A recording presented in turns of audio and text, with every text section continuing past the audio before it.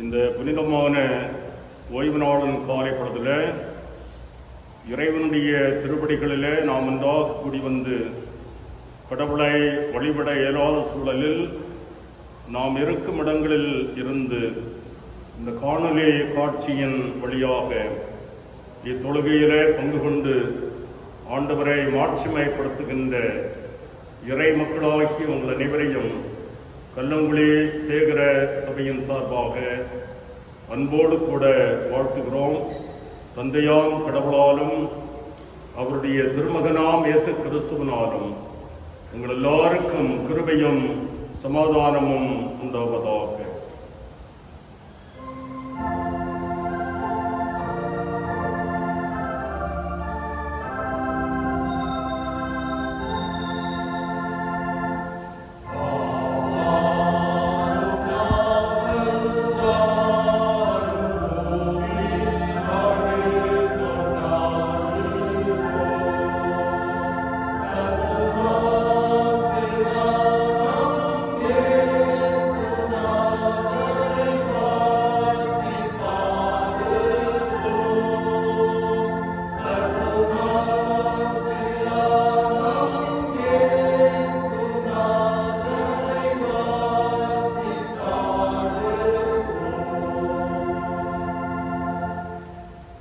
ஆண்டவருக்கு புதியதொரு பாடல் பாடுங்கள்.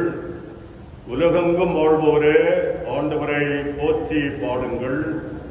அவர் பெயரை வாழ்த்துங்கள்.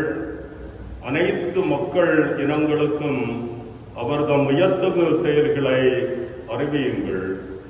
ஏனெனில் ஆண்டவர் மாட்சி மிக்கவர், பெரிதும் போற்றத்தக்கவர், தெய்வங்கள் அனைத்திற்கும் மேலானவர்.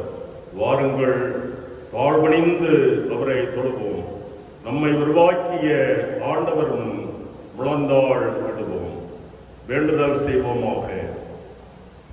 அன்பு நிறைந்த நல்ல ஆண்டவரே, அமைதலான ஆசீர்வாதமான ஒரு பரிசுத்த ஓய்வு நாளின் இந்த காலை பொழுதற்காய் நாங்கள் ஆண்டவருக்கு நன்றி சொல்லுகிறோம். கடந்த ஒரு வார காலங்களை பத்திரமாக பராமரித்தீர், எங்களை பாதுகாத்தீர், எங்களை வழிநடத்தினீர். ஒரு புதிய வாரத்தை கிருபையாக ஆண்டவர் எங்களுக்கு தந்திருக்கின்றீர். ஆண்டவரே, உடைய நடத்துதலை எல்லாம் நன்றி பெருக்கோடு நாங்கள் எண்ணி பார்த்து ஆண்டவருக்கு துதி சாற்றுகிறோம், கடவுளை போற்றுகிறோம், ஆண்டவரை துதிக்கின்றோம். இறைவனுடைய பாதத்திலே ஒன்றாக கூடி வந்து ஆண்டவரை வழிபட இயலாத இந்த மிக இக்கட்டான சூழலிலும் ஆண்டவரே, நாங்கள் இருக்கின்ற இடங்களில் இருந்து ஒன்றாக விரும்பப்பட்டவர்களாய் ஆண்டவரை போற்றி புகழ்ந்து மாட்சிமைப்படுத்த கடவுளந்து நல்ல வாய்ப்பை எங்களுக்கு தருகின்றீர். கடவுளுக்கு நன்றி சொல்லுகிறோம். காணொலி காட்சியின் வழியாக இந்த தொழுகையிலே பங்கு கொள்ளுகின்ற எல்லா தமது மக்களையும் ஆண்டவரே நீர் ஆசீர்வதித்து தள்ள வேண்டும் என்று மன்றாடுகின்றோம். இந்த நாளிலும் நாங்கள் பாடுகின்ற பாடல்கள், வாசிக்கின்ற இறைவனுடைய திருவார்த்தைகள், நாங்கள் தியானிக்கின்ற ஆண்டவரின் வார்த்தைகள், நாங்கள் ஜெபிக்கின்ற ஜெப விண்ணப்பங்கள், இவைகள் எல்லாம் ஆண்டவருக்கு பிரியமானதாக அமையட்டும். எங்களை ஆண்டவரின் பாதுபடியிலே முழுமையாக நாங்கள் தருகின்றோம். எல்லா துதி, கனம், மகிமை அனைத்தையும் நாங்கள் உமக்கே படைக்கின்றோம். இவைகள் எல்லாவற்றையும் உம்முடைய திருமகனாம் இயேசு கிறிஸ்துவின் மூலமாய் தாழ்மையோடு ஜெபிக்கிறோம் பிதாவே, ஆமென். ஆண்டவரின் திருநாம மாட்சிமைக்காக தூய தூய தூயா திரியேக தேவா உமக்கே என்னாலும் சங்கீதம் ஏறுமே என்ற 41வது ஞான பாடலை பாடி ஆண்டவரை மாட்சிமைப்படுத்துவோம்.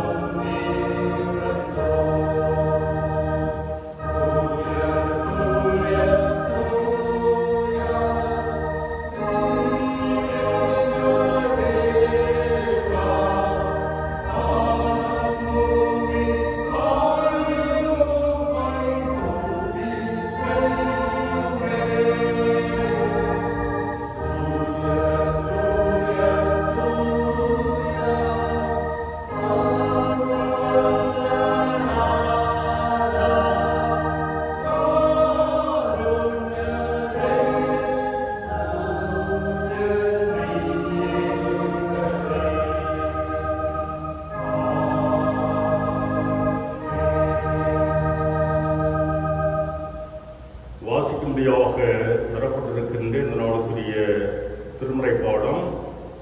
அப்போஸ்தலனாகிய புனித பவுல் அடிகளார் கொரிந்து சபைக்கு எழுதுகின்ற முதலாம் திருமடல் 10வது அதிகாரம் வசனங்கள் 15 முதல் 17 முடியவுள்ள இறை வார்த்தைகளை வாசிக்க கவனமாக கேளுங்கள். அப்போஸ்தலனாகிய பவுல் கொரிந்து சபைக்கு எழுதுகின்ற முதலாம் திருமடல் 10வது அதிகாரம் வசனங்கள் 15 முதல் 17 முடியவுள்ள இறை வார்த்தைகள். உங்களை புத்திமான்கள் என்று எண்ணி பேசுகிறேன். நான் சொல்லுகிறதை நீங்களே நிதானித்து பாருங்கள். நாம் ஆசீர்வதிக்கிற ஆசீர்வாதத்தின் பாத்திரம் கிறிஸ்துவனுடைய இரத்தத்தின் ஐக்கியமாயிருக்கிறது அல்லவா? நாம் கொடுக்கிற அப்பம் கிறிஸ்துவனுடைய சரீரத்தின் ஐக்கியமாய் இருக்கிறது அல்லவா? அந்த ஒரே அப்பத்தில் நாம் எல்லாரும் பங்கு பெறுகிறபடியால் அநேகரான நாம் ஒரே அப்பமும் ஒரே சரீரமுமாய் இருக்கிறோம். பாடம் முடிந்தது. கிறிஸ்துவே உமக்கே மாட்சிமை உண்டாவதாக.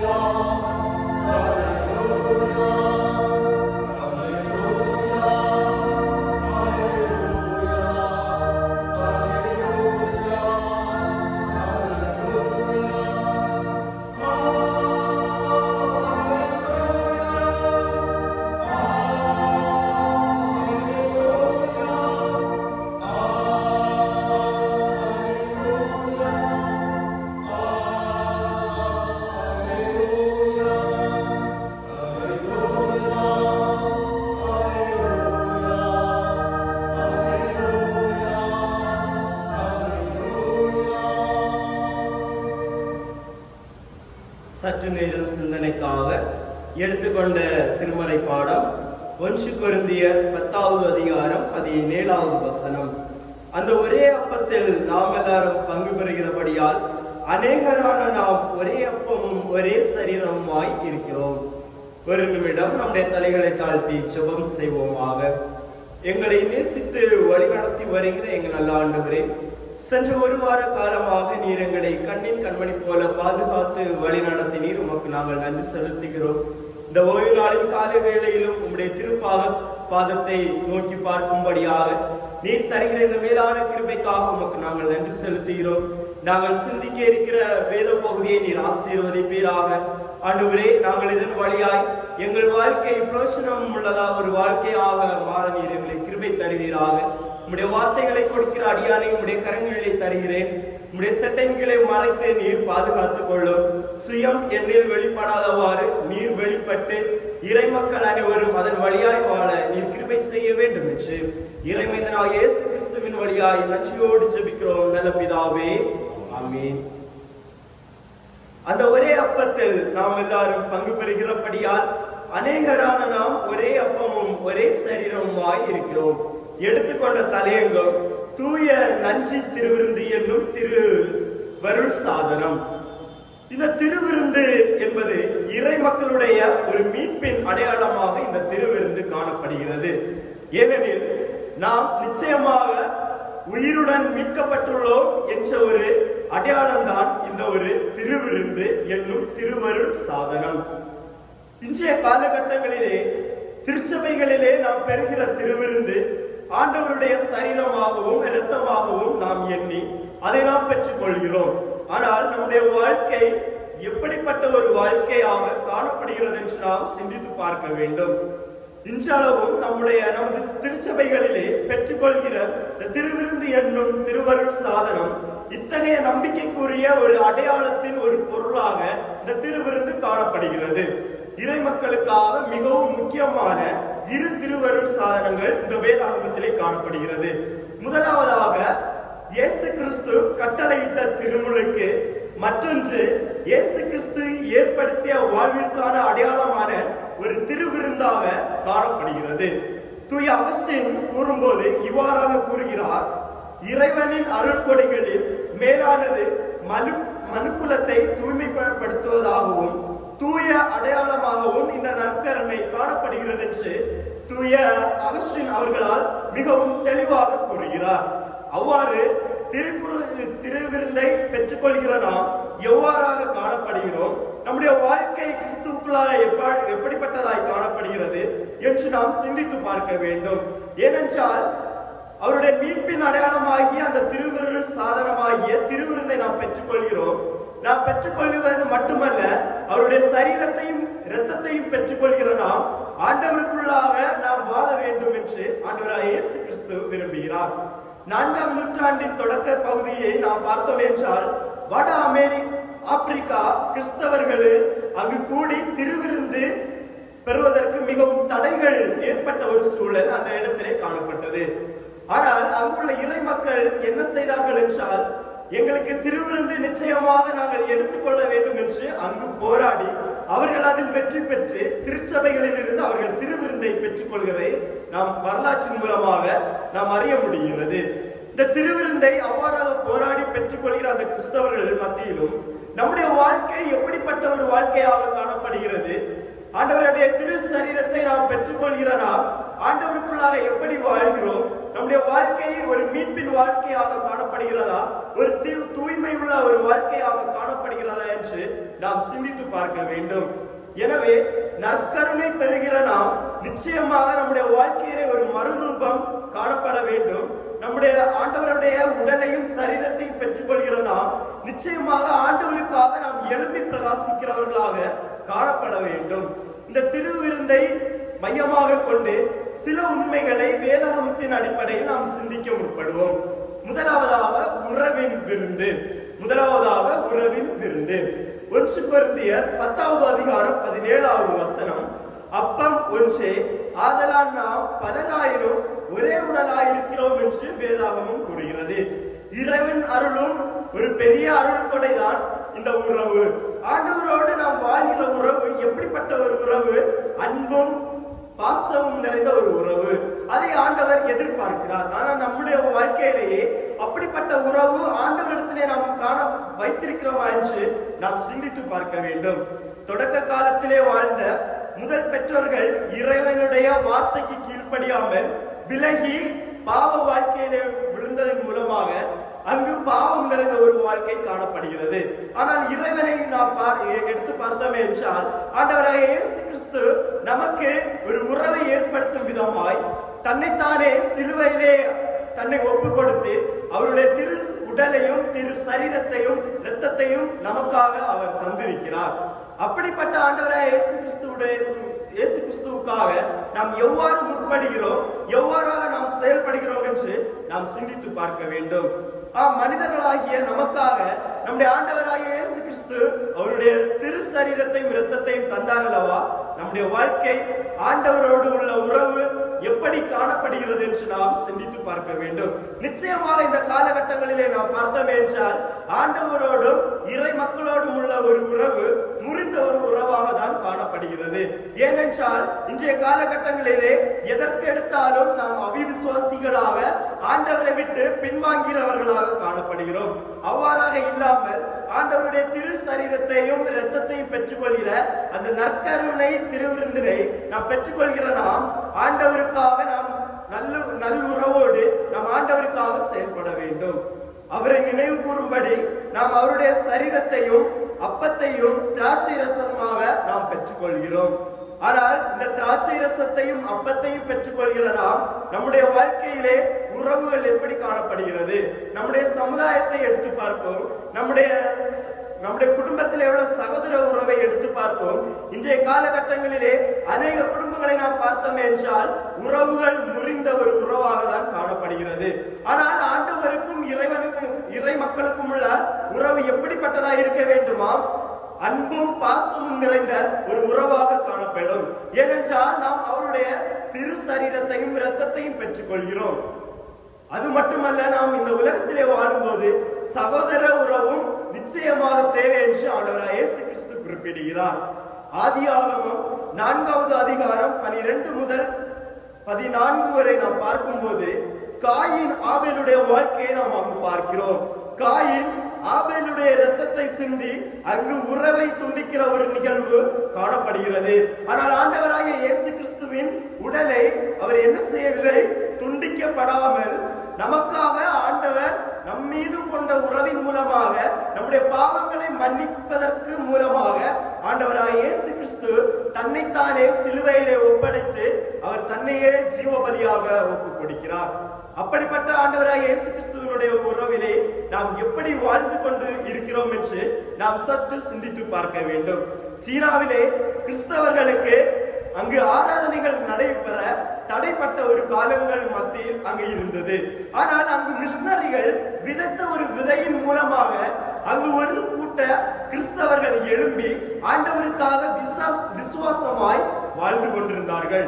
அவர்கள் மத்தியிலே போதகர்கள் அநேக பேர் என்ன செய்தார்கள் என்றால் வியாபாரிகளாக மாறி ஆண்டவருடைய திரு சரீரத்தையும் இரத்தத்தையும் அந்த இல்லங்களிலே சென்று வியாபாரிகளாக சென்று அந்த திருவுடலையும் சரீரத்தையும் எப்படி செய்தார்களாம்?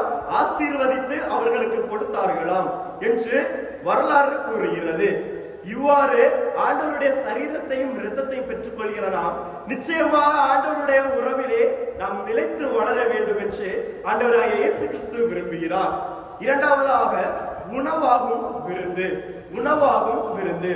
மார்க் எழுதின சுவிசேஷம் 14வது அதிகாரம் 22வது வசனம் கூறுகிறது, அவர் அப்பத்தை எடுத்து இதை பெற்றுக் கொள்ளுங்கள், இது எனது உடல் என்று என்றாராம்.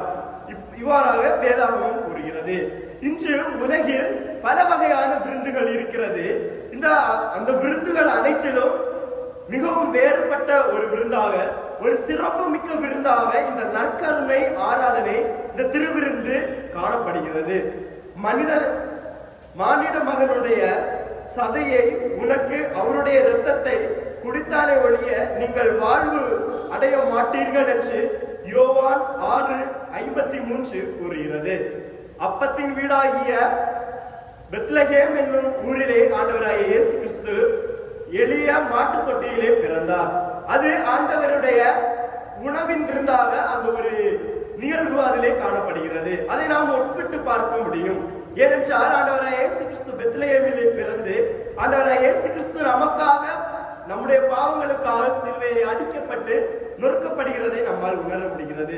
அதன் வழியாய் ஆண்டவரையே நமக்கு உணவாக அருளி இருக்கிறார். ஆனால் அப்படிப்பட்ட ஆண்டவருடைய வாழ்க்கையிலே நாம் எப்படிப்பட்ட ஒரு கிறிஸ்தவர்களாக நாம் வாழ்ந்து வந்து கொண்டிருக்கிறோம் என்று நாம் சிந்தித்து பார்க்க வேண்டும். யோவான் 6:48 இவ்வாறாக கூறுகிறது, ஆகவே இயேசு கிறிஸ்து வாழ்வு தரும் உணவுதானே என்று அந்த வேத பகுதி கூறுகிறது. அது உண்மைதான். ஏனென்றால் கிறிஸ்தவர்களாகிய நாம் ஒரு நிமிடம் ஒரு நாள் வாழ வேண்டும் என்றால் ஆண்டவருடைய கிருபை இல்லாமல் நம்மால் வாழ முடியாது. ஆண்டவர் நம்மை ஜீவ புஸ்தகத்திலே குறித்திருக்கிறார். நம்மை குறித்து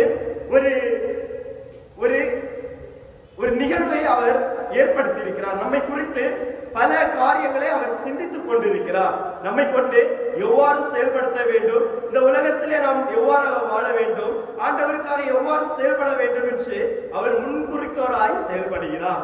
ஆனால் நம்முடைய வாழ்க்கை இந்த காலகட்டங்களில் எப்படிப்பட்டதாய் காணப்படுகிறது? நாம் அவருடைய தூய சரீரத்தையும் இரத்தத்தையும் பெற்றுக் கொள்கிறோம். இயேசு கிறிஸ்து எனக்காக உணவாகி என்னை அவரோடு இணைத்துக் கொண்டார் என்ற ஒரு உணர்வு நம்மிலே காணப்பட வேண்டும். அந்த உணர்வு நம்மிலே காணப்படுகிறதா என்று நாம் சிந்தித்து பார்க்க வேண்டும். ஆண்டவராகிய இயேசு கிறிஸ்து நமக்காக சிலுவையில் அடிக்கப்பட்டார். உணவாக நமக்கு அவரை ஒப்பு கொடுத்தார். அந்த உணவாக விருந்தை அவர் நமக்கு தந்திருக்கிறார். ஆனால் அவர் அப்படிப்பட்டவருடைய வாழ்க்கையை நாம் எப்படிப்பட்டவர்களாய் உணர்ந்து கொள்கிறோம் என்று நாம் சிந்தித்து பார்க்க வேண்டும்.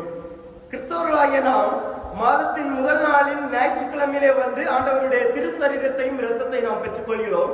ஆனால் உலக பிரகாரமான வாழ்க்கையிலே நாம் செல்லும் போது நாம் பாவத்திலே அமிழ்ந்து போகிறோம். மதுபானங்களை குடித்து வெறுத்து விட்டு நாம் நடக்கிறோம். ஆனால் ஆண்டவராகிய இயேசு கிறிஸ்து நம்முடைய பாவங்களுக்காக சிலுவையிலே அடிக்கப்பட்டார் என்ற உணர்வோடு நாம் ஆலயத்திலே வந்து ஆண்டவருடைய திரு சரீரத்தையும் இரத்தத்தையும் பெற்றுக் கொள்வோமே என்றால் நாம் அதன் வழியாய் மீட்கப்படுவோம் என்பதில் எந்த ஒரு சந்தேகமே இல்லை. நம்முடைய வாழ்க்கை நிச்சயமாக மீட்புள்ள ஒரு வாழ்க்கையாக காணப்பட வேண்டும். ஆண்டவருக்கு சாட்சியுள்ள ஒரு வாழ்க்கையாக காணப்பட வேண்டும். ஆண்டவரை ஏனென்றால் நமக்காக உணவாக அவர் அளித்திருக்கிறார். அப்படிப்பட்ட ஆண்டவருடைய உணவாகிய விருந்தை நாம் நிச்சயமாக உணர்ந்து கொள்கிறவர்களாய் காணப்பட வேண்டும். மூன்றாவதாக உன்னதருடன் இணைக்கும் விருந்து. உன்னதருடன் இணைக்கும் விருந்து. 1 கொரிந்தியர் 10வது அதிகாரம் 16வது வசனம் கூறுகிறது, நாம் பிற்கிற அப்பம் கிறிஸ்துவனுடைய சரீரத்தின் ஐக்கியமாய் இருக்கிறதல்லவா. தூய பவுலடிகளார் கூறும்போது நமக்கு இறைவன் அருளும் விருந்து நம்மை அளிப்பதை போல் அமைகிறது. இந்த தூய திருவிருந்து அல்ல, நற்கருணையின் மூலமாக நம்மை ஆண்டவரோடு இணைக்கப்பட வேண்டும் என்று தூய பவுலடிகளார் வேதாகமத்திலே அழகாக குறிப்பிடுகிறார். கோதுமையிலேயே அநேக கோதுமைகள் இணைந்து ஒன்றாக்கப்பட்டுதான் கோதுமை உருவாகிறது. ஆனால் நாம் அவருடைய உள்ள உணர்விலே அவருக்காக நாம் இணைந்து காணப்படுகிறோமா என்று நாம் நம்முடைய வாழ்க்கையை ஆராய்ந்து பார்க்க வேண்டும். ஆனால் இன்றைய நிலவரங்களை நாம் சிந்திப்போமே என்றால் நமக்கு இறைவனுக்கும் இடையேயான உறவு முறிக்கப்பட்ட ஒரு உறவாக காணப்படுகிறது. நாம் அவரோடு இணைக்கப்படாதவர்களாய் காணப்படுகிறோம். ஏனென்றால் மனிதனுடைய வாழ்க்கையிலே அவ்வளவு பாவம் நிறைந்த ஒரு வாழ்க்கை காணப்படுகிறது. ஆனால் கிறிஸ்தவர்களாகிய நாம் நிச்சயமாக ஆண்டவருடைய திருசரீரத்தையும் இரத்தத்தையும் பெற்றுக் கொள்கிறதாம். நிச்சயமாக ஆண்டவரிடத்திலே நம்மை ஒப்புக் கொடுத்து ஆண்டவரோடு இணைந்து வாழ்கிற ஒரு உறவை நாம் ஏற்படுத்திக் கொள்ள வேண்டும்.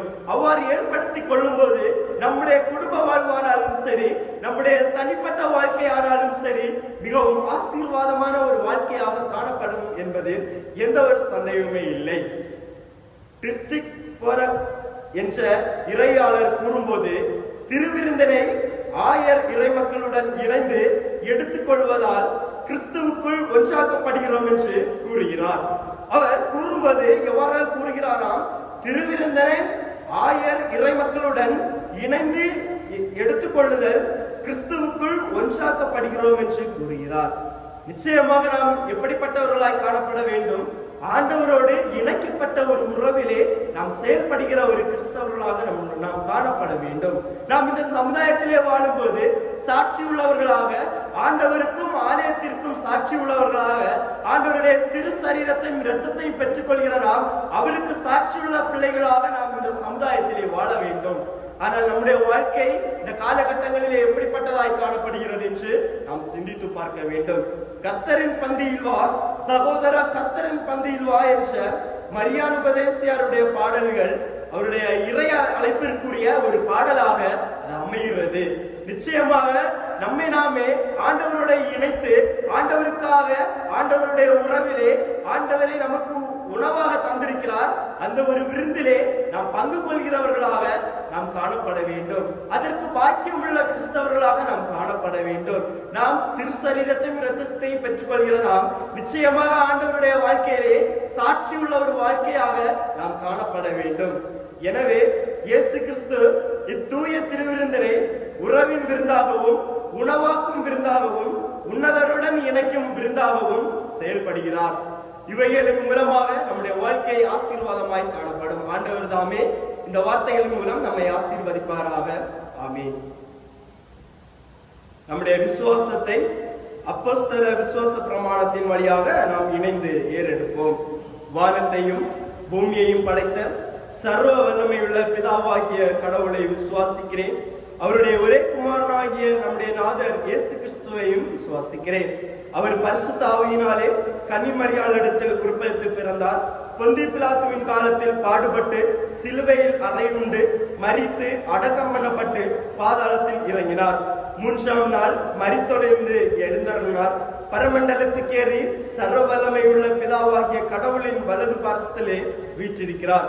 அவ்விடத்திலிருந்து உயிருள்ளோரையும் மரித்தோரையும் நியாயந்தீர்க்க வருவார். பரிசுத்த ஆவியை விசுவாசிக்கிறேன். பொதுவாயிருக்கிற பரிசுத்த சபையும் பரிசுத்தவான்களுடைய ஐக்கியமும் பாவ மன்னிப்பும் சரீர உயிர்த்தெழுதலும் நித்திய ஜீவனும் உண்டென்று விசுவாசிக்கிறேன். ஆமென். தொழுகையின் நிறைவுக்காகவும் ஆண்டவருடைய நாம மகிமைப்படும்படியாகவும் நாம் அனைவரும் இணைந்து ஞான பாடல்களிலே 369வது பாடலை நாம் இணைந்து பாடுவோம். பாடலன் 369 விருந்தை சேருமேன் அழைக்கிறார் ஆகாரம் பாருமேன் என்ற பாடலை நாம் இணைந்து பாடுவோம்.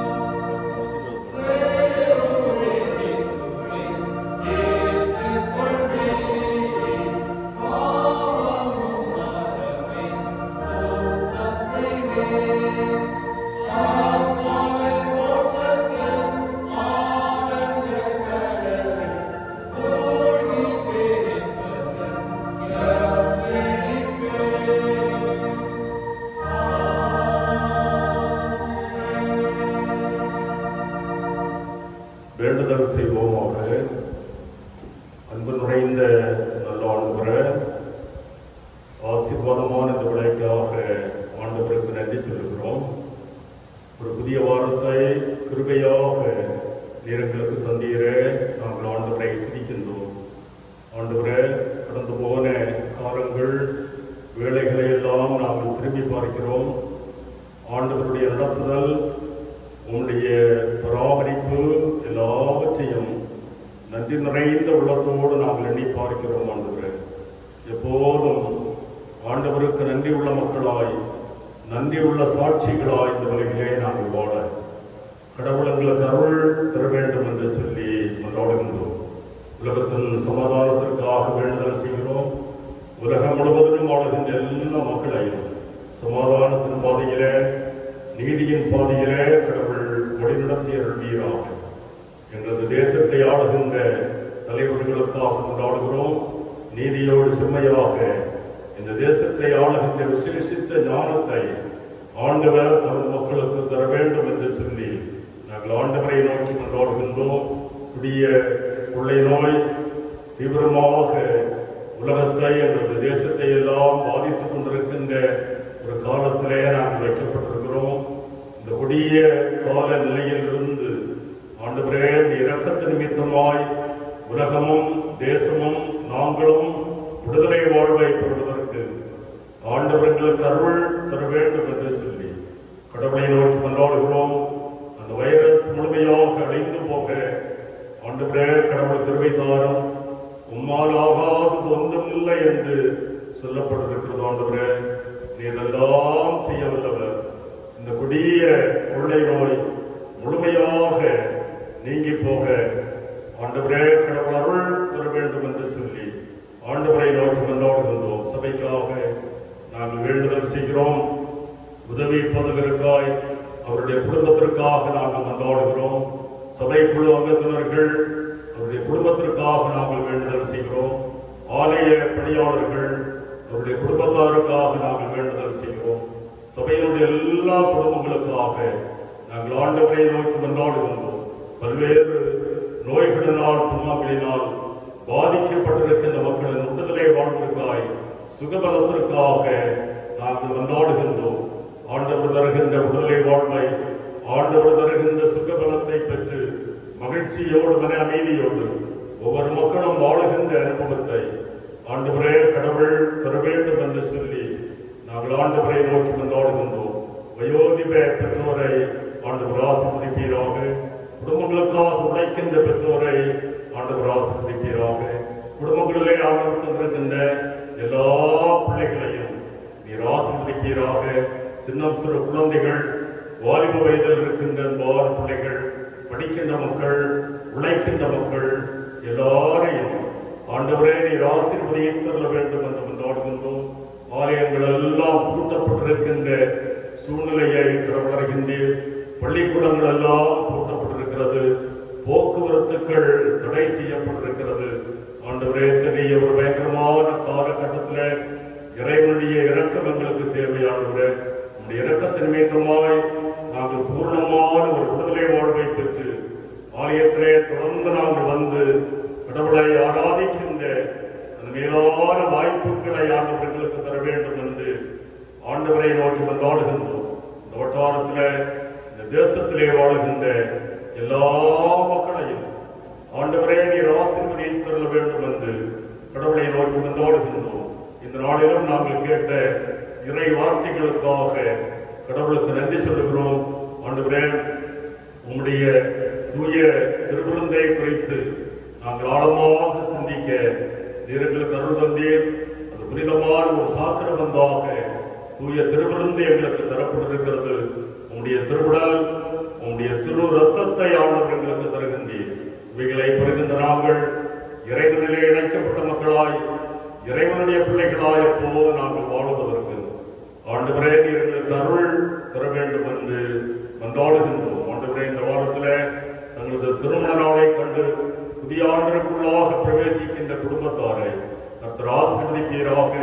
குடும்ப வாழ்வு தொடர்ந்து ஆண்டவரால் ஆசீர்வதிக்கப்பட வேண்டும் என்று மன்றாடுகின்றோம். தங்களது பிறந்த நாள் விழாக்களை இந்த வாரத்திலே கண்டு புதிய வயதிலே பிரவேசிக்கின்ற இறை மக்களுக்காக நாங்கள் ஆண்டவரை நோக்கி மன்றாடுகின்றோம். புதிய வயதிலே புதிய நன்மைகளை, புதிய ஆசீர்வாதங்களை பெற்று வாழ ஆண்டவர் அருள் தர வேண்டும் என்று சொல்லி மன்றாடுகின்றோம். வருகின்ற காலங்கள், வேளைகள் அனைத்தும் எங்களுக்கு மகிழ்ச்சியும் சமாதானமும் மன அமைதியும் நிறைந்த காலங்களாக, வேளைகளாக வேண்டும். எங்களை தாழ்த்தி ஆண்டவரின் பாதபடியில முழுமையாக நாங்கள் தருகிறோம். கிறிஸ்து இயேசுவின் மூலமாய் ஜெபிக்கிறோம் பிதாவே. ஆமென்.